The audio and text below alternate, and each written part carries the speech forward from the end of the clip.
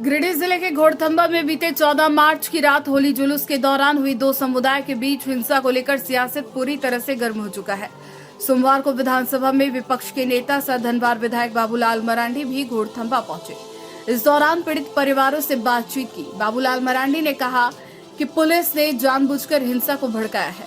वहीं पुलिसिया कार्रवाई पर पक्षपात का आरोप लगाते हुए कहा कि जिन लोगों के दुकान जलाए गए, लूटे गए और जिन लोगों पर पेट्रोल बम चलाए गए, उन्हीं के खिलाफ पुलिस कार्रवाई कर रही है, जो बेहद शर्मनाक है और राज्य की हेमंत सोरेन सरकार की तुष्टीकरण की राजनीति को दर्शाता है।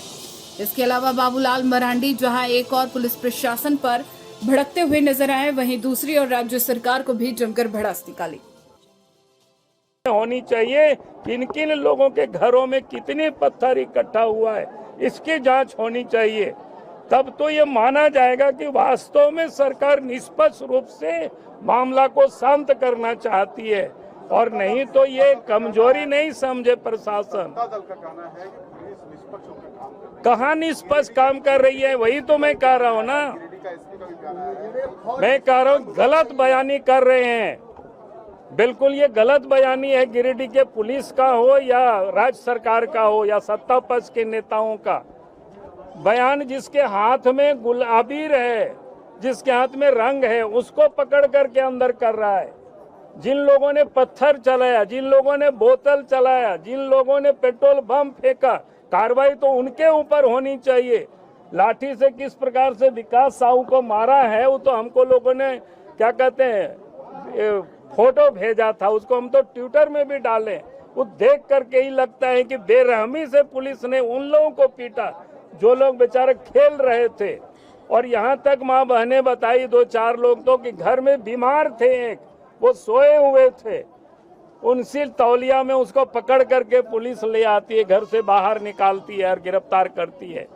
तो इसके बाद अगर ये लोग कह रहे हैं कि भाई पुलिस निष्पक्ष काम कर रही है, तो इससे यह पता चलता है अगर वहां नहीं रोकते तो फिर मैं नहीं समझता हूं कि बाकी जो मुसलमान हैं उनकी जो गुंडागर्दी पर जिन लोग आए थे उनकी वो हिम्मत नहीं होती और वो लोग फिर हमला करने की दुस्साहस नहीं कर पाते। रघुवर जी ने कहा है कि पीएफआई का भी हाथ हो सकता है।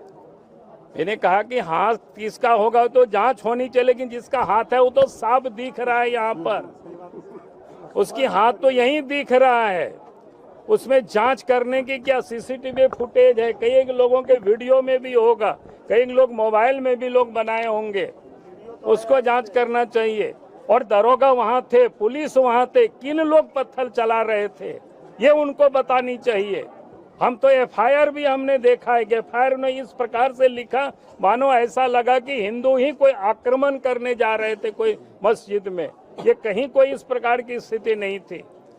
तो इसलिए मैं ये कह रहा हूं कि प्रशासन अब लोगों को धर पकड़ करना बंद करे, और जितनी भी लोगों की सामान जली है गुमटी उस बाजार में लोगों का लगानी चाहिए, और अगर नहीं लगाती है सरकार तो हम आ करके बैठ करके लगवाएंगे, चाहे जितना भी धरना करना पड़ेगा। सामने ऐसा नहीं चल सकता है। पुलिस का कहना है कि दोनों पक्षों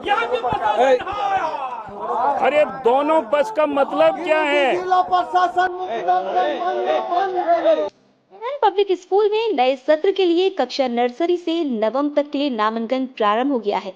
सीबीएसई बोर्ड से मान्यता प्राप्त इस अंग्रेजी माध्यम वाले स्कूल में योग्य एवं अनुभवी शिक्षक, स्मार्ट क्लासेस, आधुनिक सुविधा युक्त science lab, computer lab, library, Urdu की तालीम, डांस व music classes, yoga class, CCTV camera, RO water, बड़ा खेल मैदान, बच्चों के आने जाने के लिए वाहन, लड़कों के लिए हॉस्टल की सुविधा विशेष कोचिंग के साथ उपलब्ध है। तो आज ही अपने होनहारों के उज्जवल भविष्य के लिए नामांकन कराएं। स्थान सीमित है। हमारा पता कोलजिया गिरिडीह।